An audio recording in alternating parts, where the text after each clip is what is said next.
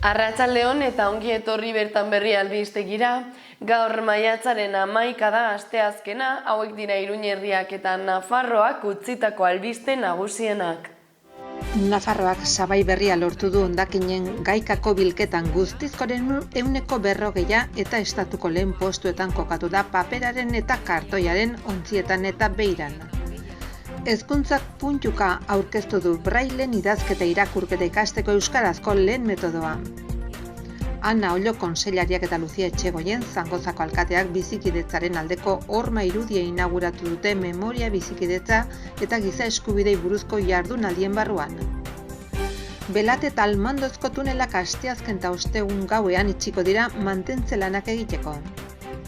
Iruñeko udalak 4 botila erraldoi jarri ditu kale zurruta egiten den hiriko gunetan gazteak aisialdi arduragabeak dituen ondorioz kontzientziatzeko. Iruñeko udalak minbiziaren kontrako Iruñako 8. martxarekin elkarlanean dihardu eta 2 urteren ondoren maiatzaren 29an itzuliko da hiriko kaletara. Datozen larumatetan bizikletaz egingo diren 4 ibilaldi gidatuak Iruñako bizikleta sarea ezagutzea proposatzen dute hirian zehar 15 kilometro inguruko ibilbideekin. Aquabos San Agustinek maskararen amaiera ospatuko du ostegun honetan bazkide berrientzako matrikularen kostua kenduta. Iruñeko autokarabanentzako zerbitzugunek ehuneko okupazioa izan zuen aste zainduan.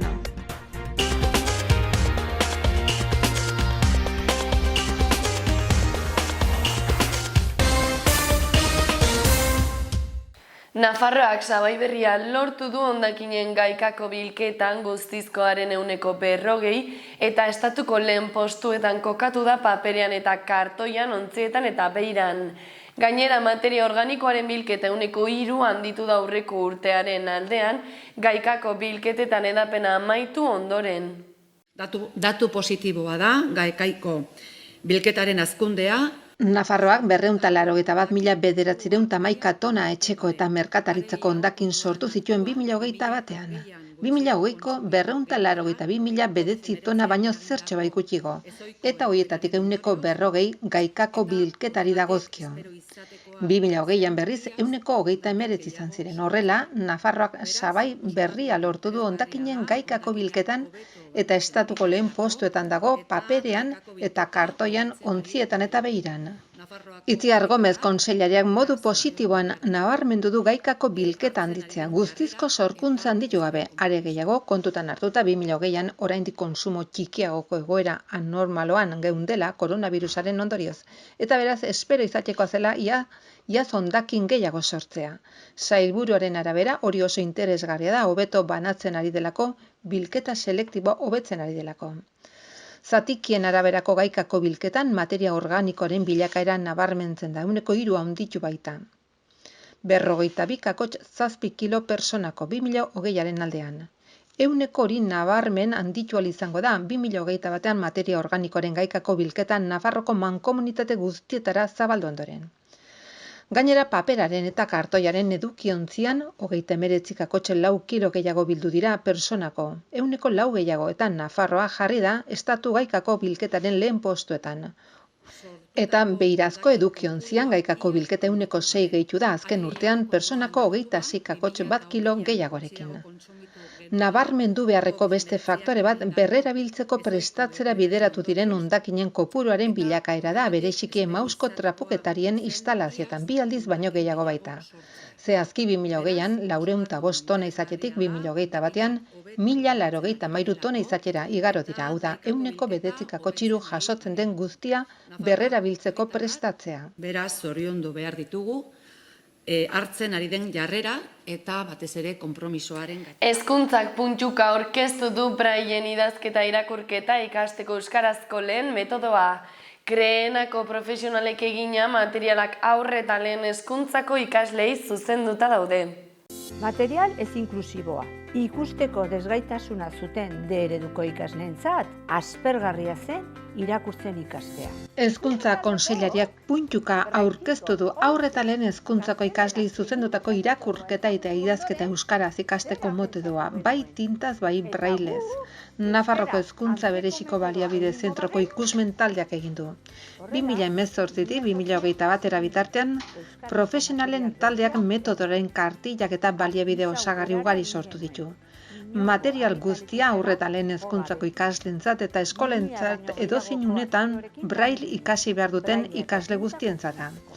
Puntukaren aurkezpenean izan dira Mari Jose Cortés Hezkuntza Departamentuko Gizartaratze Berdintasun eta Bizikidetza Zerbitzuko zuzendaria eta metodoren egiletako bi Puri Mugiro eta Isabel Santesteban eta Manuel del Portillo Nafarroko 11ren izenean. Taldearen eguneroko lanean euskarazko braille irakurketa eta idazketa metodo berritzaile inklusibo eta motibatzailerik ez zegoela ikusi zen eta 11 elementu horiek hartu zituen kontuan 2017ko braitiko, hau da alfabetizazio braille metodoa eta irakurle idazle gaitasuna gaztelaniaz egiteko garaian. Beraz ikusmen taldea euskarazko material berri bat egiten hasi zen artisaueran inongo argitaletxetara jo gabe. Berritzailea eta inklusiboa izango dena eta materiala ikaskidekin partekatzeko aukera emango zuena.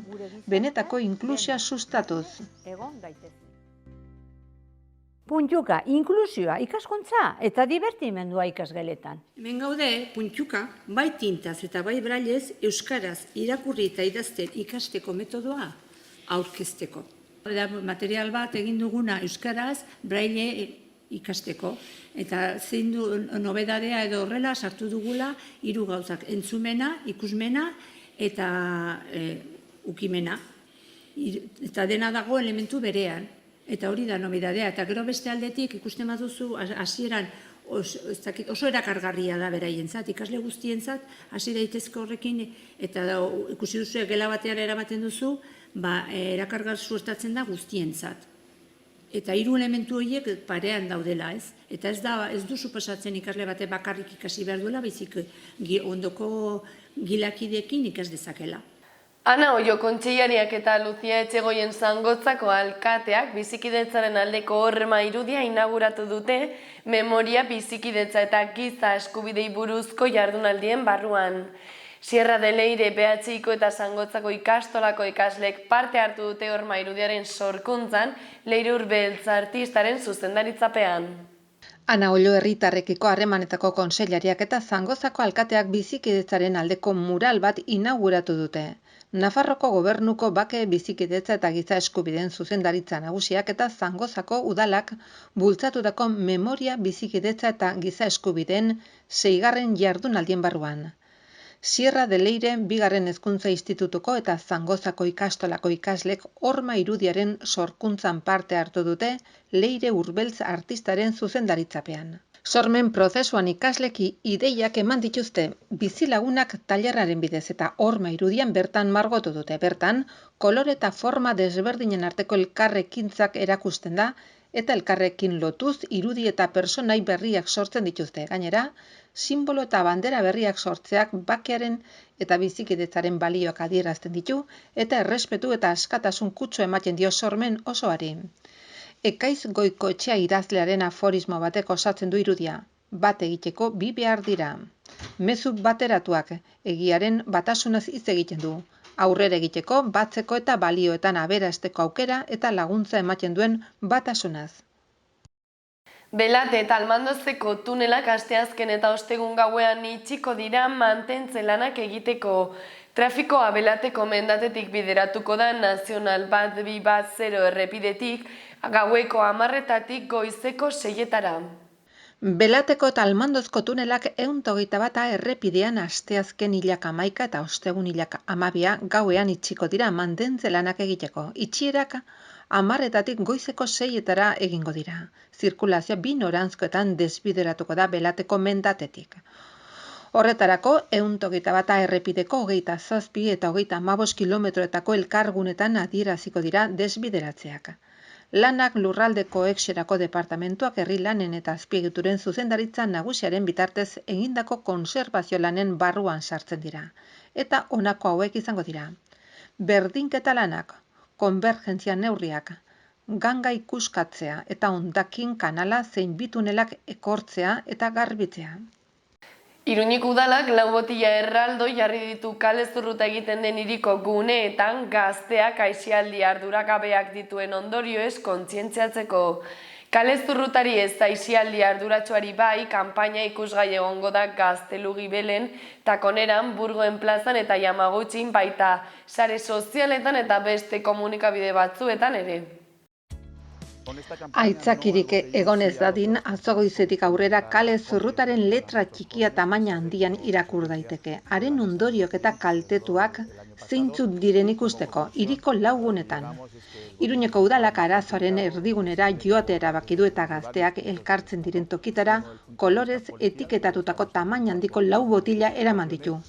Kale zurrutari ez aisialdi arduratsurari bai. Udalaren sensibilizazio kanpainaren apusturik bisualena da, eta sare sozialetara, hiri altzarietara eta komunikabideetara ere hedatuko da. Botilak aluminioz estalitako altzairuzko egitura metalikoan egindako 3 metro inguruko altuerako lau elementu dira eta arazoren beste hainbeste alderdi jasotzen dituzte. Elkar bizitza aldatzea, maneiatzen zailak diren hondakinak handitzea kalean, hiriko ostalaritzari leia desleiala egitea eta araudia haustea. Arau hauste horrek 750 euroko zeapena dakar eta maiz guraso dira zigorraren erantzule. Hitz gutxitan, bizilagunak nekatuta, gurasoak haserre, tabernak kokoteraino eta kale garbitzaileak akituta. Izan ere, kanpaina hau gaztei bereziki zuzenduta dago eta udalak eta kaltetutako gizarte eragilek fenomeno horri buruz joan den udazkenean hasitako hausnarketaren barruan dago. Abiatutako ekintzetako bada, izan ere, eztabaida horren ondorioz, Iruñeko udalak ikastetxetan alkoholaren eta drogen konsumori buruzko hitzaldiak programatu ditu. Denbora tarte eta hiriko eremu zehatzetan segurtasun dispositiboak mantendu ditu eta kaleetako argiztapenean eta bideo zaintzako kameren instalazioan balizko aldaketak egitea baloratu du. Iruñeko udalak minbiziaren kontrako Iruñeko 8. martxarekin elkarlanean dihardu eta 2 urteren ondoren maiatzaren 29 itzuliko da hiriko kaleetara. Minbiziaren aurkako Espainiako elkarteak antolatuta izen emateak hilaren 28 arte egin daitezke 8 euroren truke. Iruñeko udala minbiziaren aurkako Espainiako elkartearekin elkarlanean ari da aurten ere maiatzaren 29 igandean egingo den minbiziaren kontrako 8. martxa antolatzeko. Pandemiak eragindako murrizketen ondorioz 2 urtez ezin izan dira parte hartzaileek kaleratera eta ondoren ohiko formatora itzuli dira. Iruñan barrena 5 kilometroko ibilbidea eginez. Izen emateak lasterketaren aurreko egunera arte egin daitezke aurrez aurre, erakunde laguntzaileen egoitza batzutan eta online. Prezioa 8 eurokoa da eta martxaren ediziontako kamiseta ofiziala emango da. Martxa datorren igandean hilak 29an goizeko 11etan abiatuko da Ziudadelatik eta hiriko kaleak zeharkatuko ditu 5 kilometrotan zehar. Sarasate pasealekuko amaiera iritsi arte. Ibilbideak korrika edo oinez egin daiteke online salmentarako webguneaz gain izen emateak lasterketaren aurreko egunera arte egin daitezke hiriko hainbat tokitan. Hoien artean, minbiziaren kontrako Espainiako elkartearen egoitza Altzania Ibaia kalea 31. zenbakian Azpilagainan, El Corte Ingleseko kirol solairuan, Far Plus farmazietan edo Altafit gimnasioetan ere eros daitezke. Datozen larunbatetan bizikletaz egingo diren 4 ibilaldi gidatuk Iruñeko bizikleta sarea ezagutzea proposatzen dute hirian zehar 15 kilometro inguruko ibilbideekin. Izen ematea doakoa da eta zabalik dago 010 telefonoaren bidez gehienez 40 pertsona sar daitezke ibilaldi bakoitzean. Iruñeko udalak mugikortasun zerbitzuaren bitartez bizikletaz ibilaldi gidatuak antolatu ditu maiatzaren 14, 21, 28 eta ekainaren 4 hiriko bizikleta sarean zehar. Ekimen hau garraio osasungarrien elkartearekin lankidetzan egiten da. Ibilaldiak debaldezkoak dira, larunbat goizetan egiten dira eta izen emateak 010 edo 94408 telefonoan daude zabalik. Ibilbide horiei esker parte hartzailek Iruñako bizikleta sarea ezagutu ahal izango dute eta bizikleta mugikortasun aktibo, iraunkor eta osasungarriko ibilgailu gisa erabiltzeko apustuarekin jarraitu ahal izango dute. Ibilaldiak zirkularrak izango dira eta Gazteluko plazatik abiatuko dira. Aldundiaren jauregiaren paretik 10 eta 2 ordugerago iritsiko dira puntu horretara. Egingo den distantzia 15 kilometroko izango da gutxi gorabehera. 2 ibilbide txandakatuko dira maiatzaren 14 eta 28 larunbatetan hiriaren iparraldetik ibiliko da. Txantrea, Arrotxapea, Sandu, Zelai eta Buztintxuri auzoetatik. Maiatzaren 21 eta ekainaren 4 larunbatean ibilbideak hiriaren hegoaldera joango dira, Zabalgunetik, Donibanetik, Mendebaldetik, Iturramatik eta Lezkairutik. Aquabox San Agustinek maskaren amaiera ospatuko du ostegun honetan bazkide berrientzako matrikularen kostua kenduta. Irribarre egin nahi dizugu kanpainak bazkide kopuru handitu nahi du 2000 ingurukoa. Aquabox San Agustinek maskararen amaiera ospatuko du ostegun honetan hilak 12 barrualdean abonatu berriak erakartzeko kanpaina batekin matrikularen kostua kenduz. Horrela ostegun honetan hiri bainuetxe honetan izen ematen duten persona guztiek hileko kuota bakarrik ordainduko dituzte. Ekimenak irribarre egin nahi dizugu eslogana darama, egun bakarrera mugatuko da eta harpidedunen kopuru handitzea espero du une honetan 1957 baitira. 2009an inauguratu zen gune honek spa bainuetxea, hidromasaje, igerilekoa, kontrastegunea, dutxa aromatizatua, pedilubioa, izotz iturria, saunak eta erlaxatzeko gunea ditu. Baita igerileku estali bat eta jardueretarako beste bat ere. Gainera spinning gela bat, fitness gela bat, makina kardiobaskularrak, indar aparatuak eta pisu libreko guneak dituena. Profesionalek gainbegiratua eta jardueretarako gune bat ere eskaintzen du, bertzea bertze adinekoentzako gimnasia, pilates, yoga, stretching edo zumba ikastaroak emateko. Abonatuentzako hileko kuota adinaren arabera aldatzen da, horrela 2 eta 13 urte bitarteko adingabek 17 euro ordaintzen dituzte, 14 eta 24 urte bitarteko 21 eta 25 eta 34 urte bitartekoak 33 euro. 65 urtetik gorakoentzako hileko kuota 17 eurokoa da. Iruñeko autokarabanentzako zerbitzu guneak 100% okupazioa izan zuen aste santuan. Espazio horrek 33 plaza ditu eta horiei eskerra astean 48 orduko egonaldia egin daiteke gehienez.